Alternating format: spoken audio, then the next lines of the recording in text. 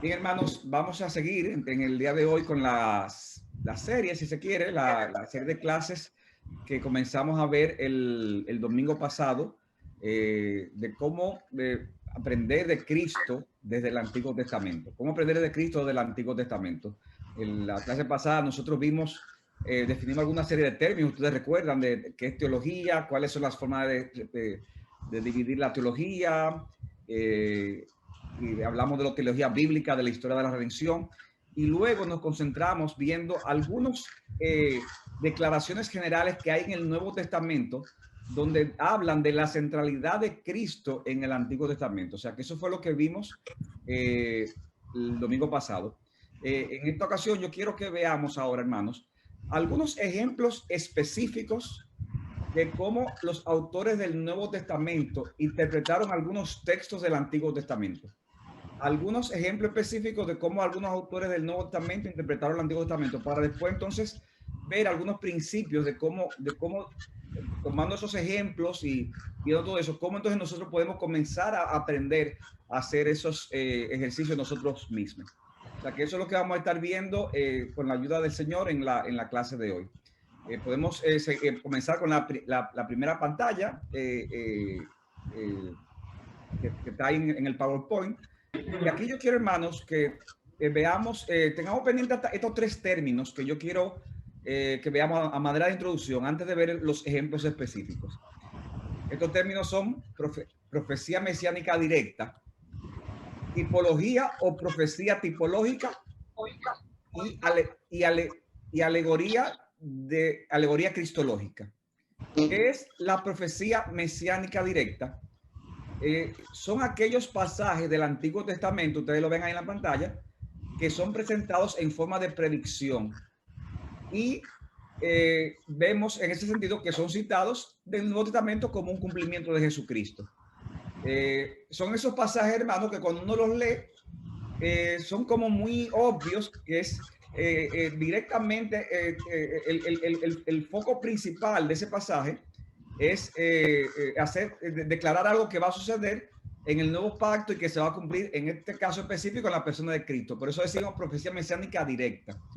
Un ejemplo lo tenemos en el texto de Miqueas, capítulo 2, versículo 5. Dice en ese texto, Miqueas, capítulo 2, versículo 5,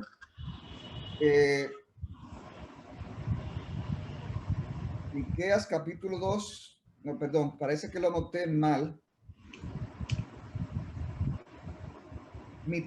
Es al revés, hermano. Miqueas capítulo 5, versículo 2. Dice ese texto, Miqueas 5, 2. Pero tú, Belén Efrata, aunque eres pequeña entre las familias de Judá, de ti me saldrá el que ha de ser gobernante en Israel, y sus orígenes son desde tiempos antiguos. Hermano, uno lee un pasaje como este y obviamente es una profecía directa ¿de quién?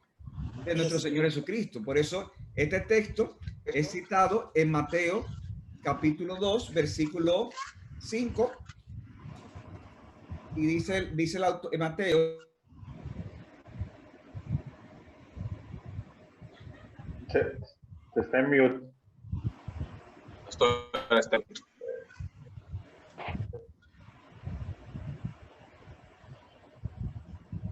Está en mute. Ahora. Perdón.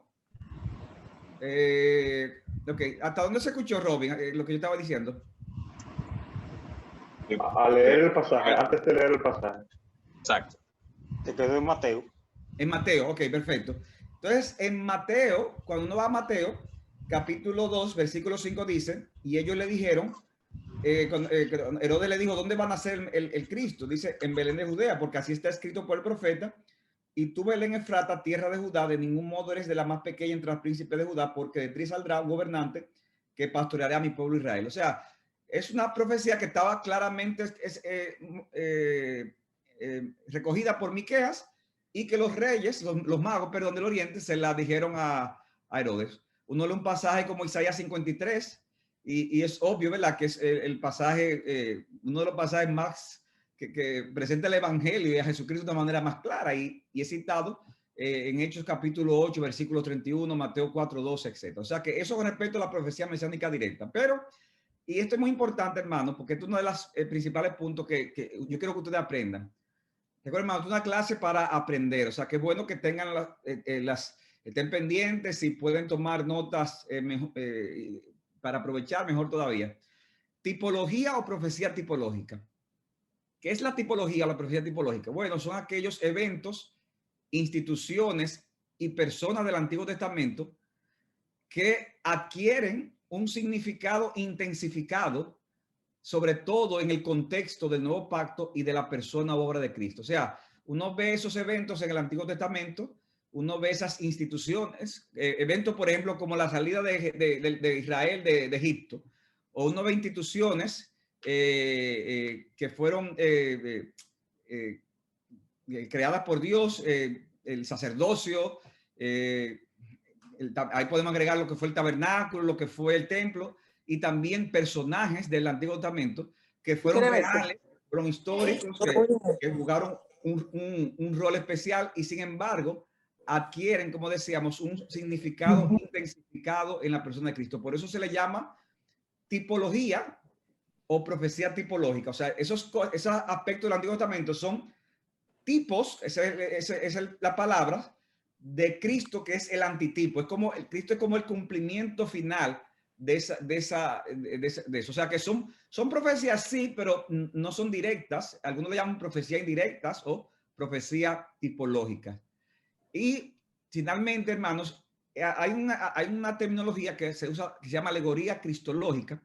Y con esta, en la forma en que muchas veces se usa al día de hoy, uno tiene que tener más cuidado con esta, porque hay diferentes formas de definir las alegorías, pero en lo que respecta a Cristo en el Antiguo Testamento, muchas veces los que abogan por la alegoría tienden a ver muchos relatos como si fueran, en el Antiguo Testamento, como si fueran mera ficción, y o entienden que lo más importante es el significado oculto que hay en Cristo en dichos relatos. Y entonces hacen conexiones con Cristo que están normalmente muy ajenos al contexto. O sea, se le da como poca importancia al evento histórico y tenemos que tener cuidado con esa tendencia. De hecho, hay personas en el mundo cristiano que a veces no tienen prejuicio cuando hablamos de este tema como este de Cristo en el Antiguo Testamento, pero eso tiene que ver porque ellos han visto personas que han abusado de ese tema y han alegorizado o han tergiversado muchas enseñanzas que vemos en el Antiguo Testamento por querer presentar a Cristo. Entonces, yo estoy diciendo, hermano, en esta clase, no, Cristo hay que presentarlo, pero hay formas correctas de hacerlo, pero puede haber formas equivocadas. O sea que nosotros tenemos que tener cuidado en la forma que lo hacemos y por eso parte de eso es esta enseñanza que estamos viendo. Y ustedes van a ver, hermano, que en la medida que vayamos desarrollando este tema, eso se va a ver más claro. O sea que hemos visto tres términos: profecía mesiánica directa, tipología o profecía tipológica y alegoría cristológica. Ya de vuelta, me puede pasar. Sí, vamos un momentico, hermano, que te sabe que estas cosas son en vivo y Robin, que me está ayudando, tuvo que hacer un cambio en el router. Vamos a ponerlo aquí.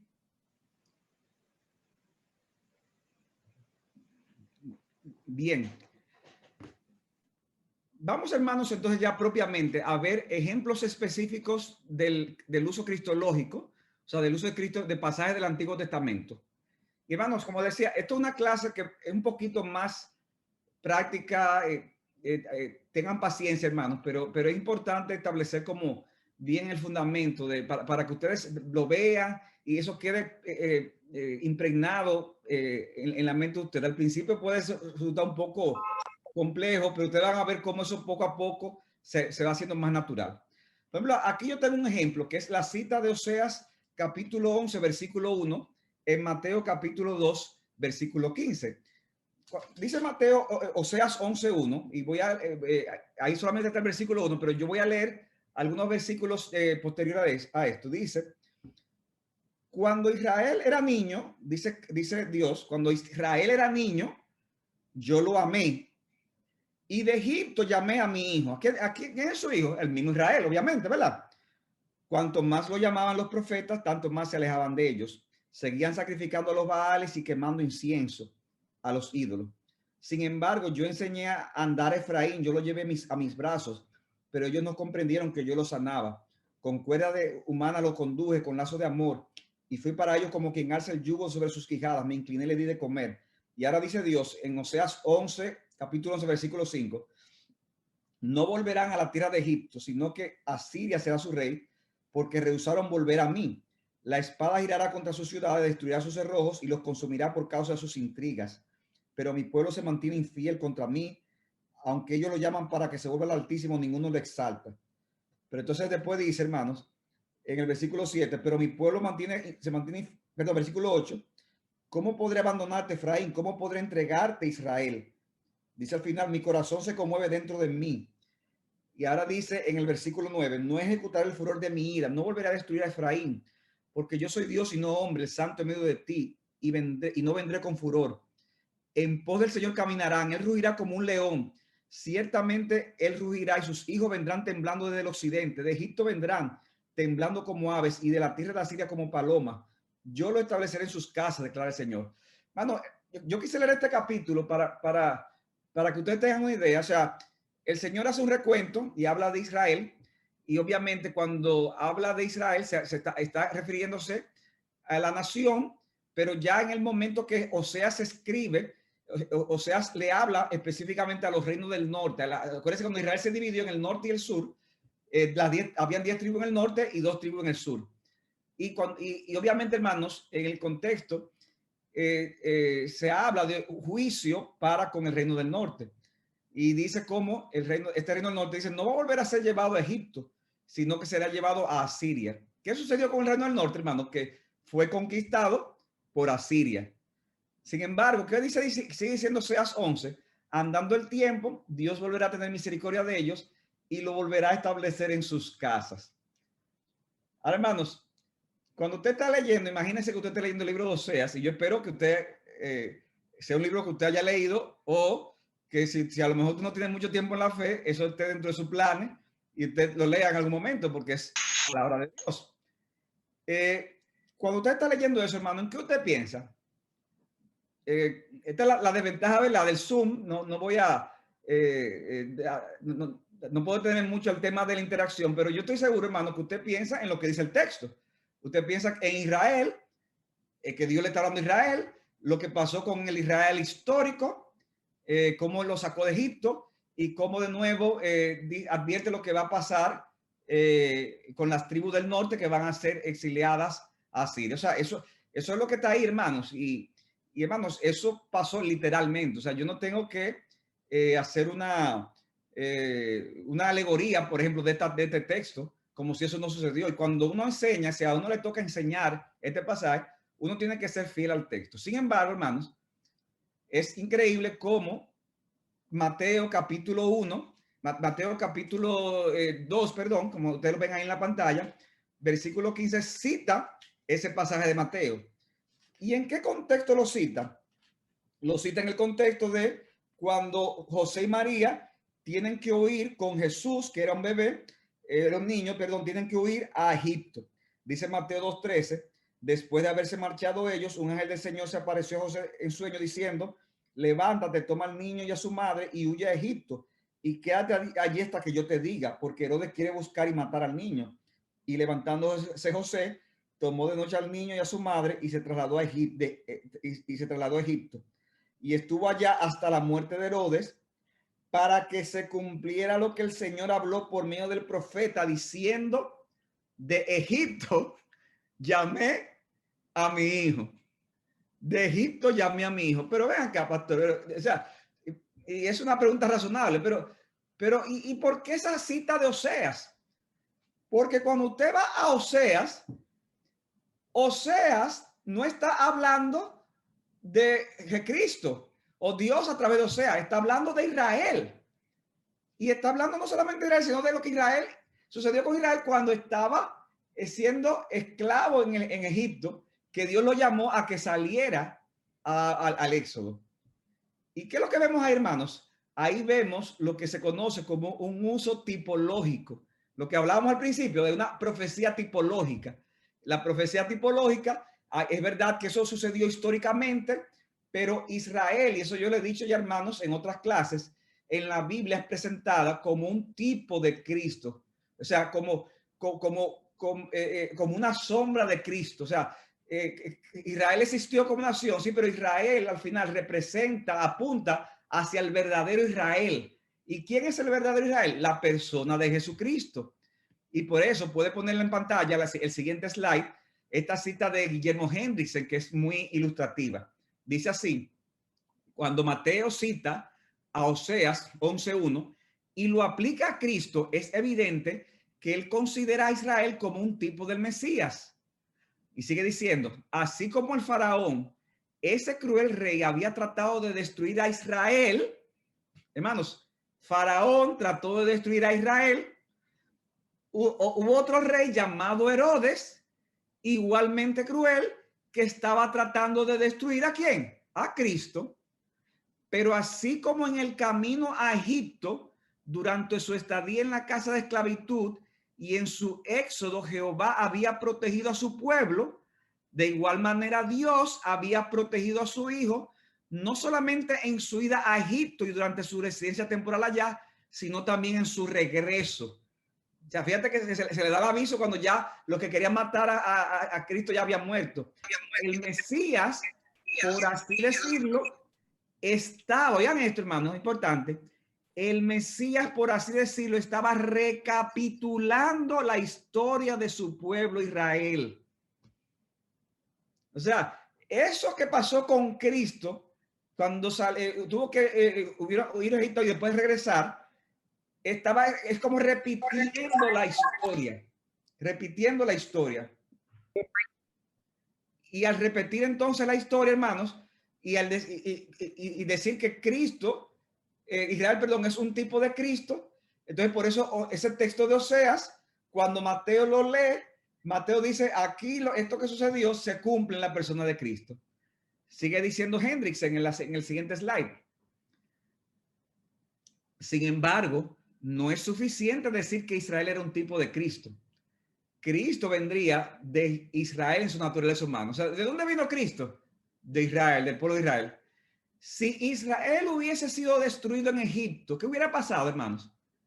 Las profecías mesiánicas que se le prometió a Abraham que en su descendencia serían benditas la familia de la tierra, y esa descendencia es Cristo, que eso es el pasaje de Gálatas. Esas profecías no se habrían cumplido. Por lo tanto, es muy cierto que cuando Israel fue efectivamente llamado de Egipto, Cristo fue llamado, porque ¿de dónde viene Cristo? De Egipto. Por eso Mateo tiene todo el derecho de decir, para que se cumpliera lo que dijo el Señor a través del profeta cuando dijo, de Egipto llamé a mi hijo. Hermanos, yo comencé con este ejemplo, que uno de los ejemplos que por cierto da más dolor de cabeza, pero yo quiero, hermano, que estas cosas vayan trabajando en nuestra mente. Si esto te puede causar un cierto cortocircuito, hermano, no te sientas mal por eso. Eso tiende a pasar cuando uno no se ha expuesto a un tema como este. ¿Por qué? Porque una de las cosas que yo aspiro a ayudarles es cómo usar el Antiguo Testamento y cómo aprender a hacer esas conexiones tipológicas. Pero para eso, hermano, yo quiero que aprendamos y veamos que eso es legítimo, porque los autores del Nuevo Testamento ciertamente lo hicieron. O sea que cuando Oseas escribió eso, hermanos, eso se refería no solamente a Israel, sino que también se refería a Jesucristo. También se refería a Jesucristo. Alguno puede preguntar, pero pastor, ¿hasta qué punto estuvo Oseas consciente cuando escribió estas palabras de que eso se iba a conectar con el Mesías? Sin embargo, hermanos, esa pregunta puede obviar la cuestión que estamos tratando aquí, y por eso esa cita de Donald Carson que pueden ver en pantallas. Preguntar que si Oseas pensaba en el Mesías es preguntar mal. Es mejor decir que Oseas, basado en la revelación existente que tenía, tomó los matices mesiánicos de la palabra hijo ya aplicada a Israel y ya aplicada al heredero prometido de David en revelación previa, de manera que si hubiera podido ver el uso de Mateo no lo hubiese desaprobado, aunque los matices mesiánicos no hubiesen estado en la mente de Oseas cuando escribió este versículo. Hermanos, en palabras más sencillas, ¿qué estamos diciendo?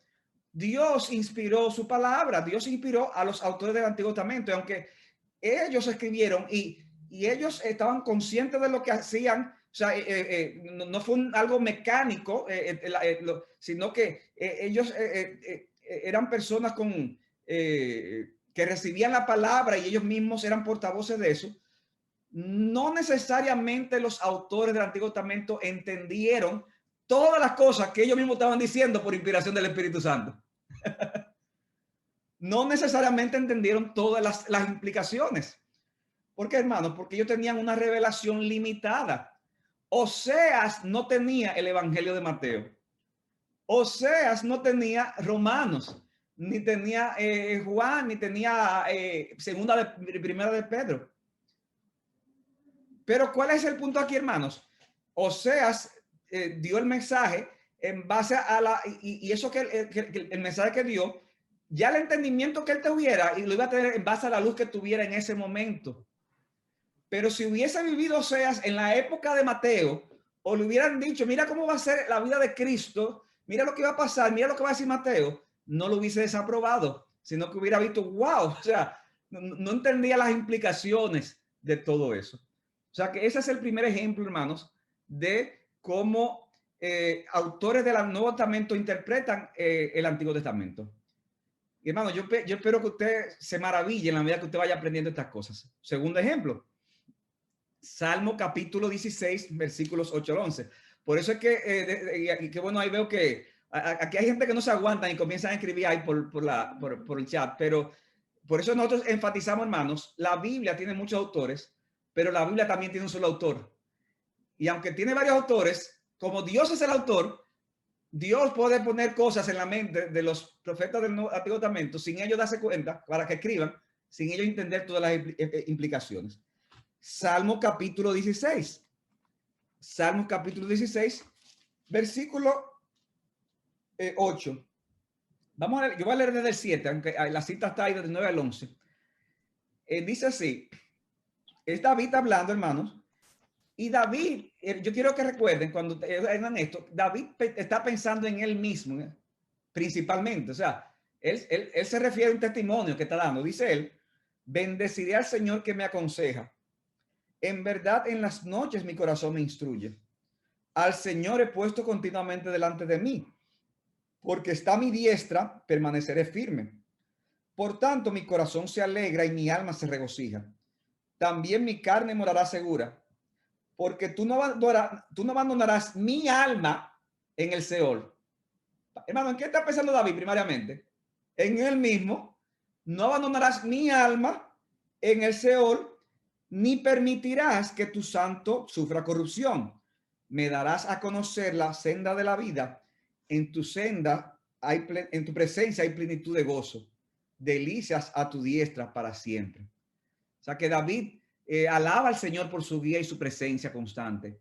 Una guía, hermanos, que le permite estar firme y confiado en que Dios no lo abandonará su alma en el Seol, sino que podrá disfrutar una vida plena y deleitosa. O sea, Dios va a estar siempre con él, en otras palabras. Hermanos, si nosotros leyéramos el Salmo 16 y no pensáramos con el entendimiento que tenemos del Nuevo Testamento, fácilmente podríamos obviar el profundo contenido de Cristo que hay en este pasaje que se aplica en los términos de su persona y no tan solo a David. Y por eso, hermanos, cuando usted va, el siguiente slide, en Hechos capítulo 2, versículo 25, en Hechos capítulo 2, versículo 25 al 32, vamos a leer desde el 29 para ganar tiempo. Dice así, hermanos, déjenme ir ahí, hermanos, disculpen. Hechos capítulo 2, versículo, bueno, yo voy a leer desde el 25. Dice cuando Pedro está en su primer sermón, dice, porque David dice de él, ¿cómo que de él? O sea, David, hermanos, en el Salmo habla de sí mismo, pero Pedro, que tiene un entendimiento mayor que el de David, David dice de él, de Cristo, veía siempre al Señor en mi presencia, y cita el Salmo 16, pues está a mi diestra para que yo no sea sacudido, por lo cual mi corazón se alegró y mi lengua se regocijó. Y aún hasta mi carne descansará en esperanza, porque no abandonarás mi alma en el Hades, ni permitirás que tu santo vea corrupción. Me has hecho conocer los caminos de la vida, me llenarás de gozo con tu presencia. Entonces dice el versículo 29, que ustedes lo tienen ahí en la pantalla. Hermanos, del patriarca David, os puedo decir confiadamente que murió y fue sepultado, y su sepulcro está entre nosotros hasta el día de hoy. Pero siendo profeta y sabiendo que Dios le había jurado sentar a uno de sus descendientes en su trono, miró hacia el futuro y habló, oigan esto, de la resurrección de Cristo, que no fue abandonado en el Hades, sino ni su carne sufrió corrupción. A este Jesús resucitó Dios, de lo cual todos nosotros somos testigos. Hermano, pero cuando David dijo eso, David no dijo, no dejarás el alma del Mesías en corrupción, ni lo dejarás en el Hades. David dijo, mi alma. Pero hermanos, aún David pensara en él mismo, aquí también vemos, hermanos, cómo los autores del Antiguo Testamento podían hablar de cosas que por medio de esa misma inspiración se aplicaban más allá de ellos mismos. Y eso que decía David, hermanos, se cumple de una manera plena en Jesucristo. Porque aunque es cierto que Dios no abandonó a David, estuvo con él, pero hay una intensidad en esta expresión. No fue abandonada mi alma en el Hades, ni mi carne sufrió corrupción, que se aplica de una manera más literal. ¿A quién? A la misma persona de Cristo. Y por eso, hermano, dice este comentarista, Darrell Bock, lo pueden ver al final ahí, Pedro usa este salmo porque la clase de protección que Dios le ofreció al salmista es como la que Jesús recibió en el sentido tipológico profético. O sea que es muy interesante, hermano. Pedro aplica esto a Cristo y Pablo también usa este pasaje y también lo aplica a Jesucristo en Hechos capítulo 13, versículo 35. Vamos entonces a otra cita, hermanos. Son 5 ejemplos que quiero compartir con ustedes. La tercera cita es el Salmo capítulo 41, versículo 9. Cuando uno lee el Salmo 41, hermanos, uno se da cuenta que es un salmo en la cual David está en mucha aflicción. David expresa quejas en este salmo, en el sentido de que él decía que él estaba enfermo y sin embargo habían personas que querían hacerle daño. Decían como que iban con propósitos buenos, pero al final iban con propósitos malvados. O sea, esto es un testimonio de David sintiéndose en ese sentido, viendo su vida en peligro ante las personas que los rodeaban. Y es en ese sentido que dice en el versículo 7, versículo 6 del Salmo 41, dice, y si alguien viene a ver, me habla falsedad, de su corazón recoge iniquidad para sí, cuando sale fuera lo publica, todos los que me odian murmuran a una contra mí, traman hacerme daño, diciendo una cosa del demonio ha sido derramada sobre él, aunque se acueste no volverá a levantarse. O sea, diciéndole, mire, ese no se va a parar de ahí porque ese se ve que el demonio lo agarró. O sea, era una situación difícil en la que estaba David. Y ahora dice en el versículo 9, y ese ustedes lo tienen ahí, Salmo 41, aún mi íntimo amigo en que yo confiaba, el que de mi pan comía, contra mí ha levantado su telón,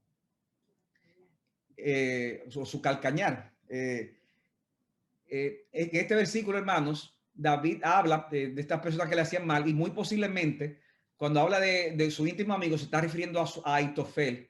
Eso ustedes pueden buscarlo en 2 Samuel capítulo 15 versículo 31, como era una de las personas cercanas a David y finalmente lo traicionó y se hizo enemigo de él y conspiró contra él. Ahora, hermanos, ¿qué es David en la Biblia? David es un tipo de Cristo. David es un tipo de Cristo. De modo que si es un tipo de Cristo, ¿qué vemos? Que muchas de las cosas que le pasaron a Cristo cuando lo vemos, si vemos en la vida de David cosas que se conectan, podemos decir que hay una tipología ahí. En Juan capítulo 13, versículo 18, Cristo mismo, hermanos, dice, cuando dice que lo van a abandonar, cuando lo tomen preso, y hay uno que lo va a traicionar, dice en Juan 13, 18 lo siguiente. Juan capítulo 13, versículo 18. No hablo de todos ustedes cuando habla de que uno lo va a entregar. Yo conozco los que he escogido, pero esto es para que se cumpla la escritura. El que come mi pan se ha levantado contra mí su talón o su calcañar.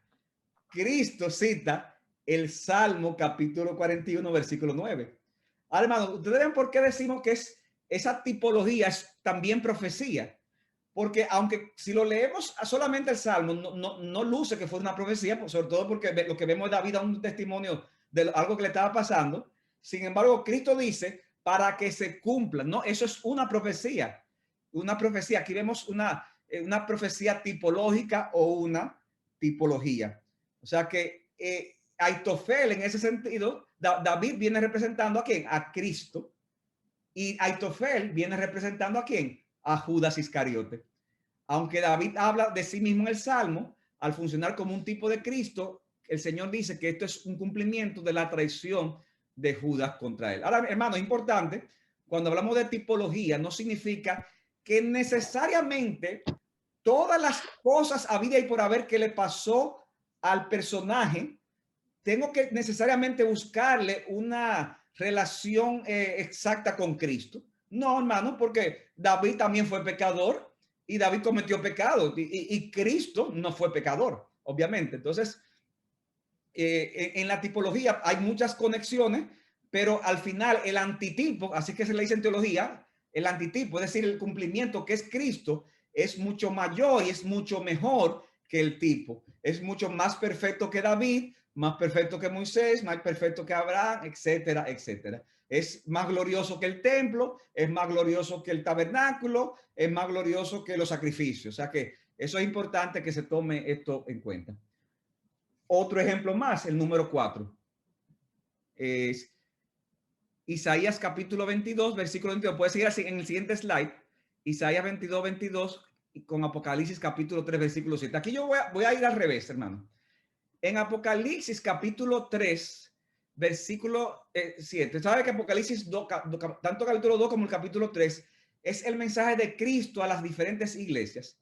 Y cuando uno va a Apocalipsis capítulo 3, nosotros vemos que se le habla esta palabra a la iglesia de Filadelfia. Y dice capítulo 3, versículo 7, escribe al ángel de la iglesia en Filadelfia. Y ahí está el texto que ustedes ven ahí. El santo y el verdadero, el que tiene la llave de David, el que abre y nadie cierra, y cierra y nadie abre, dice esto: yo conozco tus obras, por tanto he puesto delante de ti una puerta abierta que nadie puede cerrar.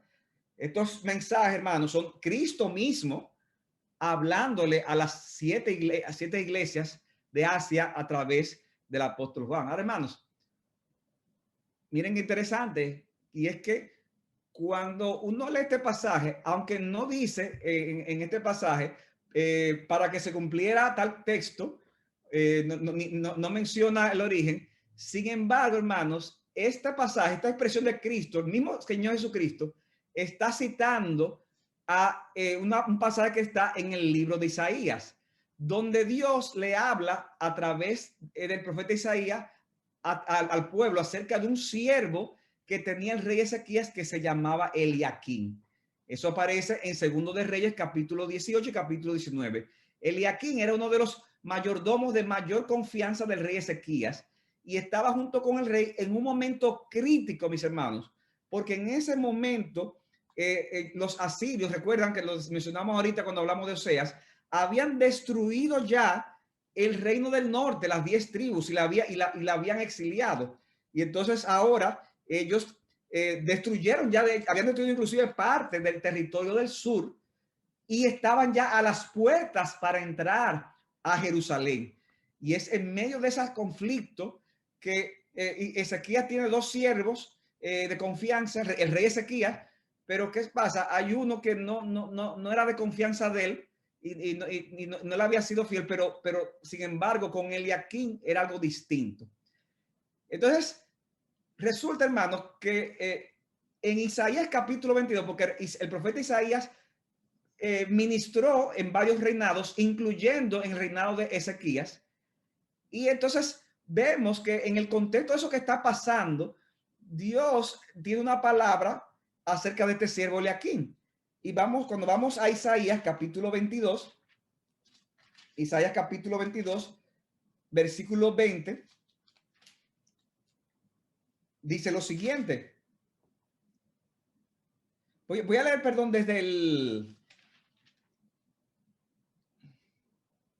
Voy a leer desde el 15, aunque voy a brincar algunos pasajes, hermano. Pueden anotarlo, Isaías 22, 15.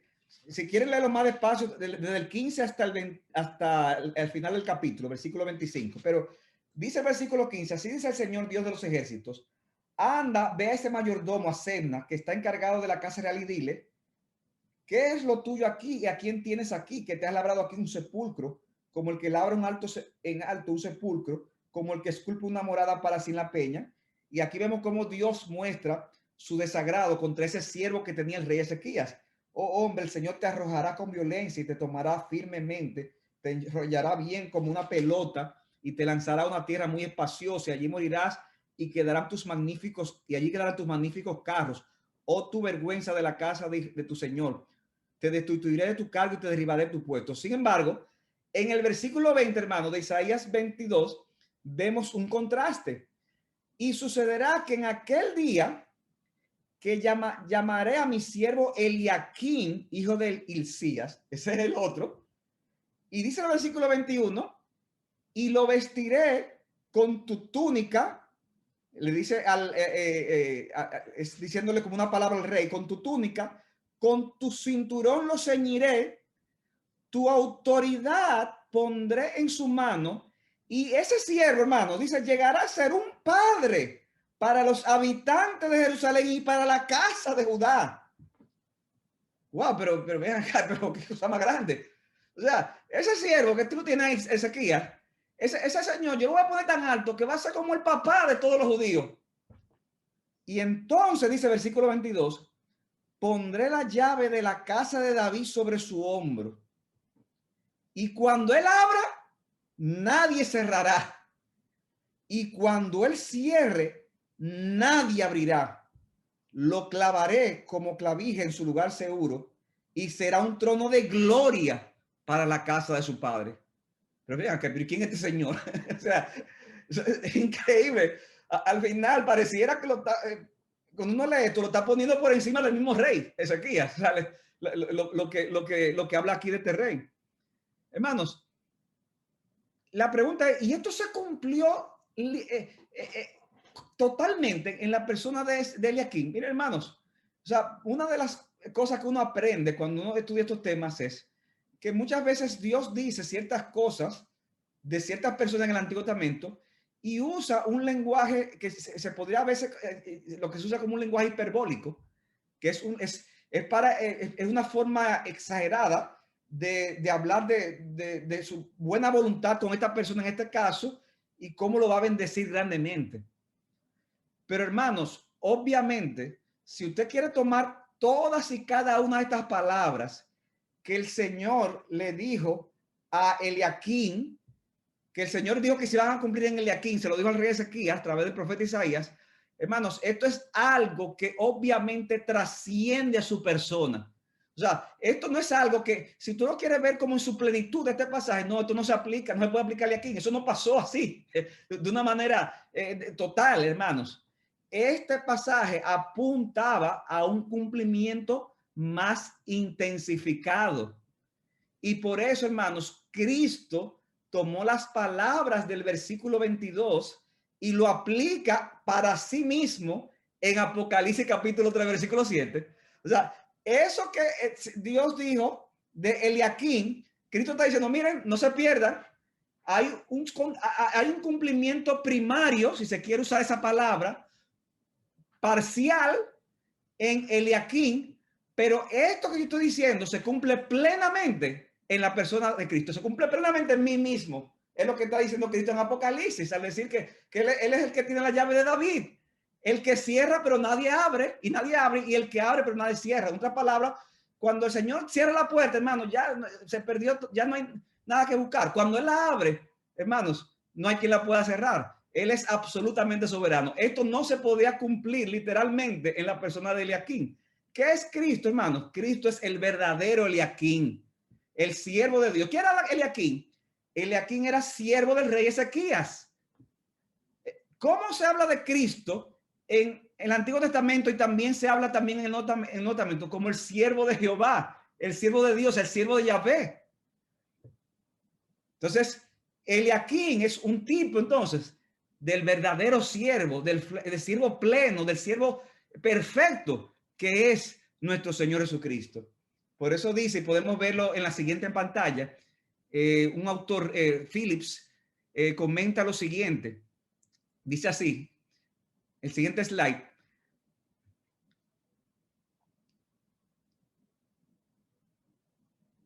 Dice, Robbie, el siguiente slide, no sé Soy si... solamente yo que no lo oigo. ¿Qué pasó? Ok, dice así Fue como que entonces. se frizó. Okay. Dice así, este actor, este mayordomo fiel, hablando de Eliaquín, cuando se habla de que tendrá la llave, es diciendo, controlaría que el acceso al rey y distribuiría los recursos de su reino, hermano, como todos los presidentes y los reyes al día de hoy, siempre tienen personas que controlan, ¿verdad? ¿Quién tiene acceso y quién no tiene acceso? No, mira, para tú poder ver a Abinader, tienes que hablar con fulano, o con cualquier otro país, tienes que hablar con fulano.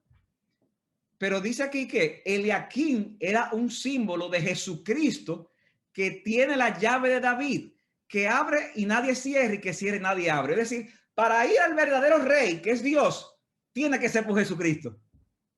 Si por fuera de Cristo no hay forma de entrar a Dios. Él es el que tiene la llave y él es el que maneja los recursos del reino. Ahora, hermanos, yo me imagino que cuando ustedes estaban leyendo Isaías, si alguna vez lo leyeron, yo estoy seguro que ustedes pensaron en todo eso que yo dije, que ustedes se lo sabían completamente y ustedes habían visto toda esta aplicación, ¿verdad que sí? Me estoy relajando que estoy, hermanos. No, yo sé, uno no ve esas conexiones normalmente y por eso, hermanos, que yo quiero que estas clases ustedes aprendan más de todo este tema. Y por eso es que mi insistencia, hermano, esta mañana yo decía, hermano, conéctense a esta clase, por favor, conéctense, que esto es para bendición y para beneficio de todos ustedes, de todos nosotros. No es simplemente para rellenar un tiempo más, es para bendecirle, hermano, y para que ustedes aprendan más de Cristo y lo amen más. Un último ejemplo, que es la alusión de Moisés en Hebreos capítulo 11, versículo 24. Hebreos 11, 24. Dice el autor que escribió la carta a los hebreos, que hay debate de quién pudo haber sido. Dice, por la fe Moisés, cuando era ya grande, rehusó ser llamado hijo de la hija de Faraón, escogiendo más bien ser maltratado con el pueblo de Dios que gozar, oigan esto, de los placeres temporales del pecado. Él consideró como mayores riquezas el oprobio de Cristo que los tesoros de Egipto. ¿Por qué? Porque tenía la mirada puesta en la recompensa. Hermanos, aunque el autor de los Hebreos en esto que dice no cita ningún pasaje en específico de la vida de Moisés, lo que él dice sirve para el punto que estamos tratando de probar. Piensa en esto, hermano. Cuando Moisés tuvo que escoger, recuerdan, él tenía 40 años, él vio que el pueblo estaba sufriendo, entonces ahí se dio un dilema para Moisés. Él tuvo que escoger entre seguir la corte real con los privilegios y placeres que tenía al ser considerado como nieto de Faraón, o tenía como otra opción identificarse con un pueblo esclavizado y maltratado. Y Moisés, dice el texto, entendió que era de más valor el oprobio de Cristo que los tesoros de los egipcios, sabiendo que a fin de cuentas la recompensa de dicho oprobio era mucho mayor. Increíble, hermano, todo es maravilloso. O sea, piensen en esto. No era que Moisés dije, no, es mejor sufrir porque el sufrimiento es mejor que la felicidad. No, no, no, hermano. Hermano, Dios nos hizo con un sentido natural de buscar la felicidad. Y que estemos claros con eso, hermano. Dios nos hizo para buscar la felicidad. Ahora, ¿dónde estuvo el punto? Que Moisés entendió que al final iba a tener mayor felicidad el sufrir el oprobio de Cristo, porque al final la recompensa iba a ser mayor. Dice, tenía la mirada puesta en la recompensa. Ahora, hermanos, yo quiero que ustedes miren este texto. Ahí está en pantalla. Y yo quiero que ustedes vean, hermanos, que esos dos versículos, el 25 y el 26, que pena que no lo señalé ahí en la pantalla, tienen, hay varias expresiones que son paralelas. Dice en el 25 se usan dos expresiones. Dice, se habla de que él escogió ser maltratado con el pueblo de Dios que gozar de los placeres temporales del pecado. O sea, en el 25 se habla del pueblo de Dios y de los placeres temporales del pecado. Y en el 26 entonces se habla de lo propio de Cristo y los tesoros de los egipcios.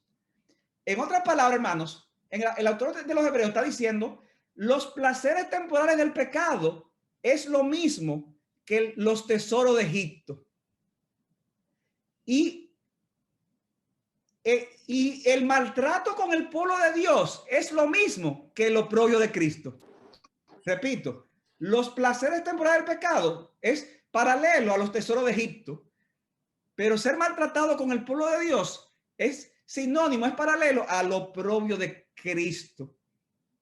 En otras palabras, hermanos, ¿qué es Israel? Hemos dicho y lo repetimos, Israel es un tipo de Cristo. De manera que cuando Israel sufría, era Israel, realmente Israel literalmente, el pueblo de Israel, pero como Israel es un tipo de Cristo, ese sufrimiento de Israel se cumple tipológicamente en los sufrimientos de Cristo, cuando sufrió por nosotros y murió en la cruz del Calvario. Por eso Moisés, ¿qué sucedió con Moisés? Moisés vio el maltrato al pueblo de Dios y él dijo, yo prefiero ser maltratado con el pueblo de Dios, porque ser maltratado con el pueblo de Dios es lo mismo que sufrir junto con Jesucristo, porque Israel es un tipo de Jesucristo. Cristo es el verdadero Israel, el Israel perfeccionado. Dice un autor, pueden poner el siguiente slide. F.F. Bruce, lo siguiente. La identificación de Cristo con su pueblo resulta notable.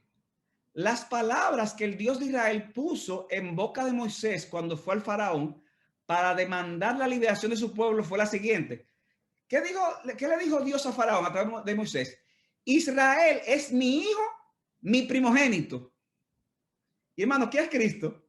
El hijo de Dios, el primogénito. Entonces dice el autor, Israel es mi hijo, mi primogénito. Estas palabras son tan aplicables a Jesús personalmente como lo fue a Israel corporativamente.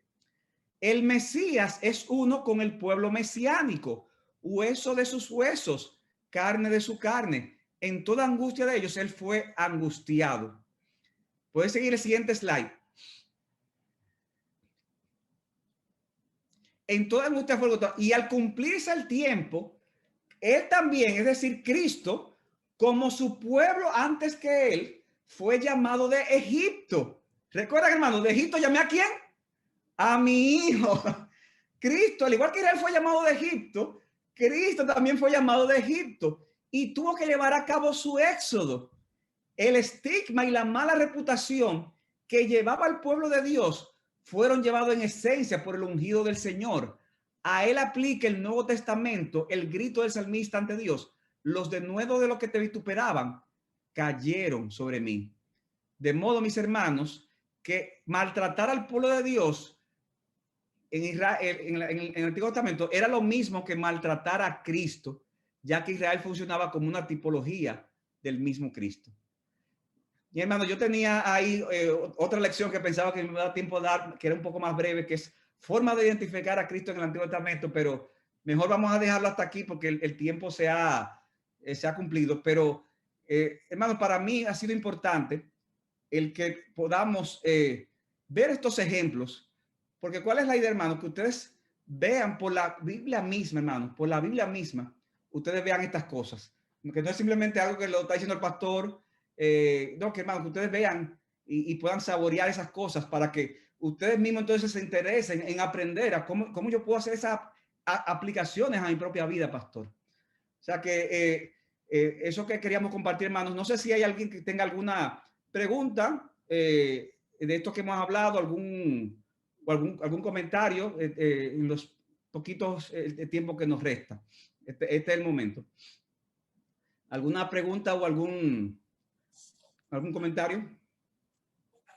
Bueno, pastor, a mí me ha encantado su clase. Que el Señor le bendiga y le siga ministrando para que nos ministre a nosotros también. Y quería saber también si usted iba a seguir, ¿verdad? El próximo domingo que toque, porque el domingo que viene usted dijo que no.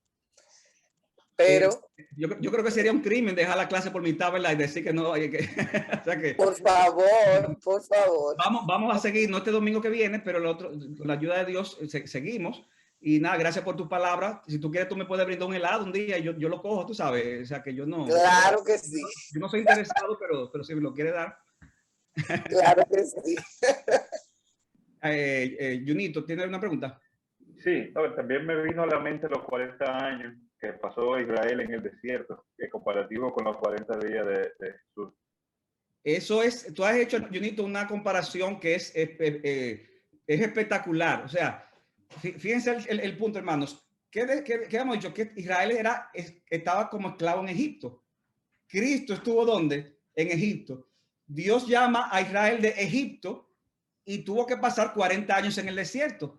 Cristo es llamado de Egipto. ¿Y qué dice la Biblia cuando va a comer su dinero? Que tiene que pasar 40 días en el desierto.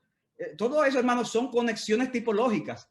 O sea que eso que pasó a Israel en el desierto es una tipología de Cristo cuando está en el desierto preparándose para el ministerio, así como Dios preparó a Israel para la tierra prometida. Claro, hermanos, en un sentido, Cristo mucho más perfeccionado, pero también eso es una excelente conexión que los que escriben de estos temas lo mencionan. O sea que yo no tenía en la mente mencionarlo, pero gracias por comentarlo. Francisco, tiene una pregunta también ahí. Sí, pastor. Mi pregunta era que si podríamos nosotros los cristianos hoy, en el año 2021, identificarnos como un tipo de Cristo. Es diferente. Cuando hablamos de tipologías, siempre la tipología mira hacia el futuro. Es cosas que pasaron en la Escritura, en el Antiguo Testamento, y entonces se cumplen en Cristo. Pero la pregunta tuya es buena, porque sí podemos identificarnos como Cristo, pero ya no a través de ese lenguaje de tipología, sino a través de algo que se estaba hablando en el día de hoy en el mensaje. ¿Qué pasa? Nosotros, Israel prefiguraba a Cristo, entonces Cristo es el cumplimiento. Pero cuando Cristo se manifiesta, ¿qué hace Cristo? Cristo entonces comienza la obra a través de la iglesia, a través de los creyentes, que es el pueblo de Dios, tanto de judíos como de gentiles. Entonces, ¿qué sucede? Que como creyentes, entonces, la Biblia dice que nosotros estamos unidos a Cristo. Entonces, al estar unidos a Cristo, sí podemos entonces también identificarnos como Cristo. Claro, no diferente a como al Antiguo Testamento. El Antiguo Testamento era como mirando hacia el futuro, nosotros miramos hacia el pasado. O sea, ¿por qué nosotros los creyentes somos hijos de Abraham? ¿Cómo es? Sí, somos hijos de Abraham, dice la Biblia. Pero, ¿en qué sentido?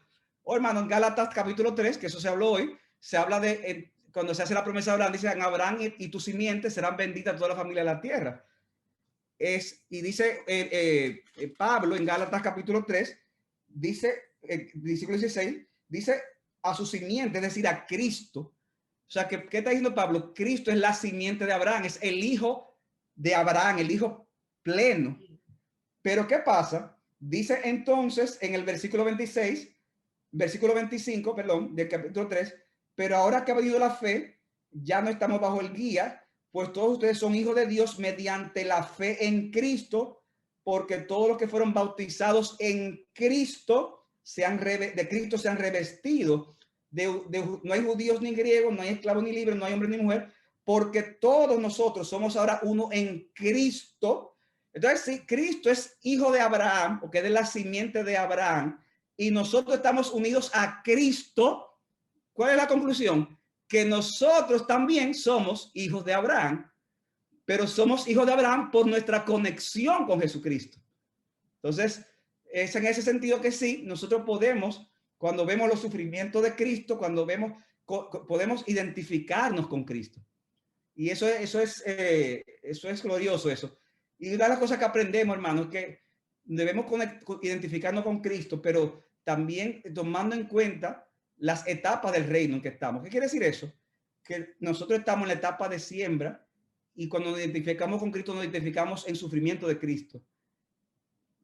Cristo ahora es glorioso. Nosotros nos identificaremos en la gloria de Cristo cuando Cristo vuelva. Por eso es que no estamos de acuerdo con el Evangelio de la Prosperidad, porque ellos quieren identificarse con el Cristo como rey. Entonces, dice, somos hijos del rey. Sí, hermano, somos hijos del rey, pero estamos en la etapa de identificarnos con los sufrimientos de Cristo ahora.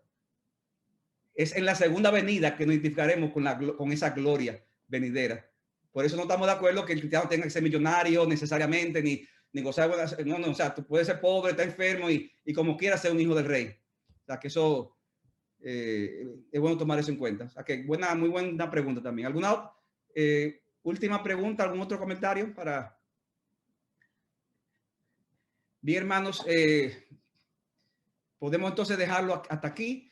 Recuerden entonces que no tendremos clase este próximo domingo, pero con la ayuda del Señor retomamos más adelante. Obviamente lo avisaremos para que tengamos en cuenta todas estas cosas que hemos mencionado. Pastor. ¿Sí? ¿Sí, Leonay? Sí, mire, le quería preguntar si podríamos algún tipo de material que nos sirva de introducción, quizás un resumen breve para uno leerlo antes de llegar a la clase, porque así de repente para algunos es un poquito difícil de manejar de principio. Sí, ¿se podría considerar eso en una próxima ocasión? Sí, acuérdate, sí, déjame adelantarme a algo, Elionay. Yo estoy de acuerdo con o sea, puedo recomendar material, pero o sea, esto para como decía, a alguno le puede acomodar cierto cortocircuito. Esto pasa normalmente en cualquier contexto que uno dé esta clase, en creyentes, pastores, cualquier tipo de cosas. Y tú vas a ver, mi hermano, cómo esto que ahora mismo estamos diciendo, o sea, puede que hayan detalles que haya que se vayan, pero mi propósito es convencerlo a ustedes, hermanos, de que es bíblico esto que estamos haciendo.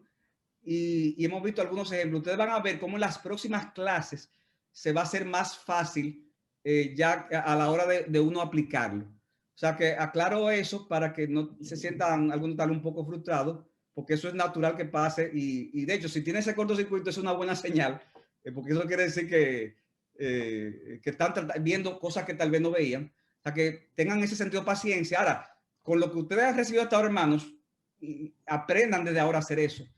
Hermanos, para hacer eso hay que ser estudiosos de la palabra, ¿verdad? Hay que leer la palabra, hay que y nuestra lectura de la palabra no solamente limitar al Nuevo Testamento, sino también ir al Antiguo Testamento, etcétera, etcétera. Acuérdense, hermano, con esto no hay una carrera de velocidad y vamos a ver diferentes ejemplos. Ustedes van a ver cómo se aplica a la persona de Cristo sin necesariamente perder el sentido primario tal vez del pasaje.